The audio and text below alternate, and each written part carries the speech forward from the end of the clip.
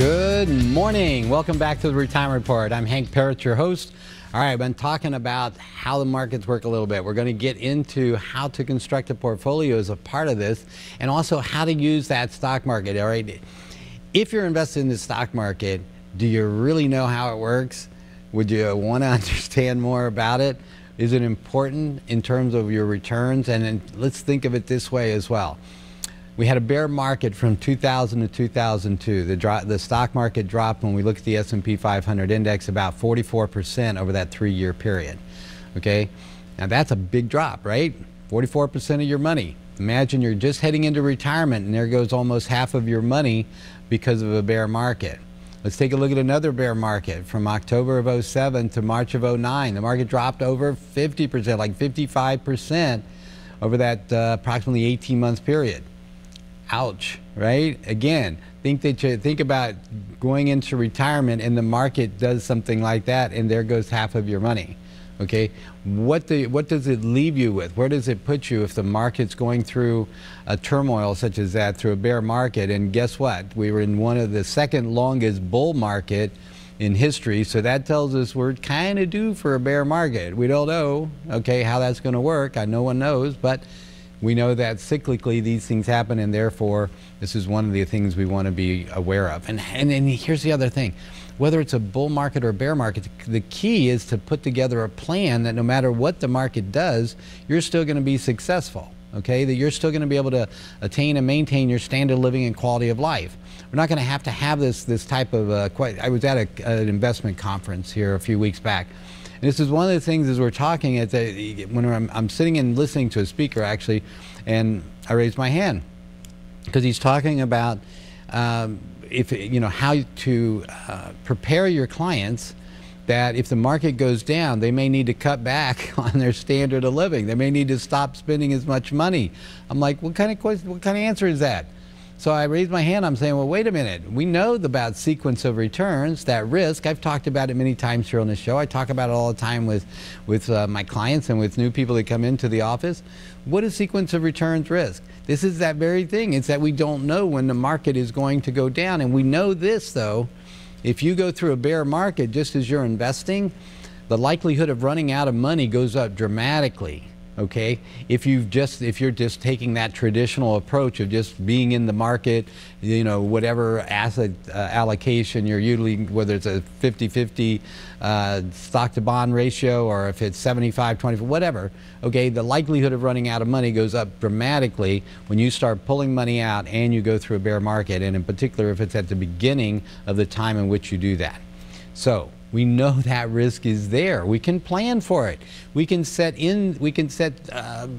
strategies into place, all right, that when the market goes down, you've got a stable source of funds that you can utilize that can ride that market volatility out while your growth part of your portfolio, all right, is just left alone.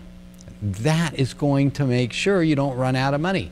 Okay, we're going to share some of the research. There's a tremendous amount of research here. I've been using these strategies for years. I've not had to worry about, my clients have the peace of mind of knowing they're not going to run out of money, and they're going to be able to maintain their standard of living. They're not going to have to cut back because the market goes through a bear period, and that's critical. Okay, so let's take a look at this and how it works. Again, with myth number 1, stock selection. Understanding it's not about stock picking, okay? So this first myth is that somehow someone knows which companies to buy and which ones not to, and which ones to avoid. Let's take a look at this from the standpoint of mutual funds as an example. Okay, right now there's it's called the Center for Research in Security Prices. This is CRSP is known as. This is through the University of Chicago's Booth School of Business. And what this does is this database basically shows us which mutual funds, how they've done over the years, and how many they are. This has not only shows what mutual funds are in existence, but which ones are no longer in existence and what impact those had.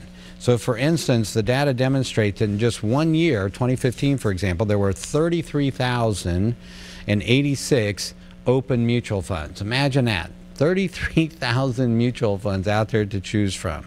That's over, by the way, 3 times as many funds as there are publicly traded stocks in the U.S. market. Think of all the ways they've tried to put that together. Let's take a look at the next one, survivorship bias then. So what it's showing us is this. What has happened behind the scenes is that going back to 1923, a total of almost 60,000 mutual funds were created. If there are currently only 30,000 out of that 60, that means that about 26,000 or 27,000 have been closed, okay? Now, why would they close those mutual funds? What was the average return of the worst dead mutual funds? Let's take a look at the next slide. Okay, now this is showing the number of funds that were opened in 2015, and it shows the amount that had been created since 1923, and it shows that then almost half of them had been closed, killed off as we put it here. All right, so let's look at the next slide. That's right, that's why the worst 200 dead mutual funds of negative 79.58 average return.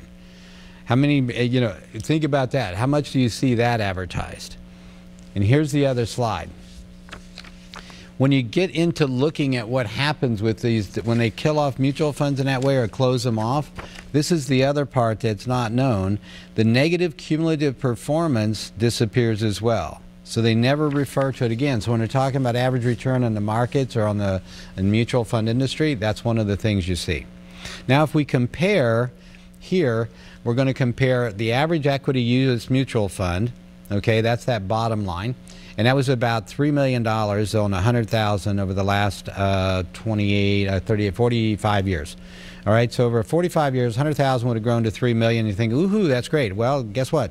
Had I had that same money invested in the market in the S&P 500, I would have received twice as much money. All right? So one of the things, now let's take a look at this chart.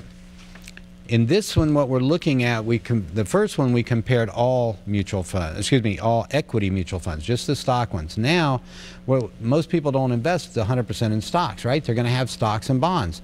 So now let's look at all equity mutual funds. So now we've got, all mutual funds. Now we've got stock, bonds, and mutual funds. Stock, bonds, and bond mutual funds. We'll get it out, right? So of the average of all mutual funds, we see now $100,000 would have grown to about 1.5 million. And take a look, now we're going to talk about portfolio construction a little bit. We see here that a conservative portfolio of just 25% stocks and 75% bonds, utilizing the academic research we have in portfolio construction, right, would have amounted to 3,355,000. All right, double again the return with a conservative portfolio of what the average investor gets. A moderate portfolio, look at that, okay, almost 4 times as much, or actually over 4 times as much. So this is one of the things. The portfolios now, these are hypothetical. This is based on the constructions we know, based on the 3-factor model of Dr. Fama, Nobel Prize winner. What we're going to talk about is that we're going to show you that these correlate quite easily with the actual funds or the actual portfolios that we're in use today using that modeling. All right, so now we know how to construct a portfolio to get the best result with the least amount of risk and at the same volatility by risk. And I'll explain that further. We're going to take a break, and when we come back, I'm going to get into how this portfolio construction works and how you can make it work to your advantage, how you can take advantage of the market returns that are there for you without having to worry about losing all your money. Would you like to do that? All right, join me here. We'll be right back on the Retirement Report.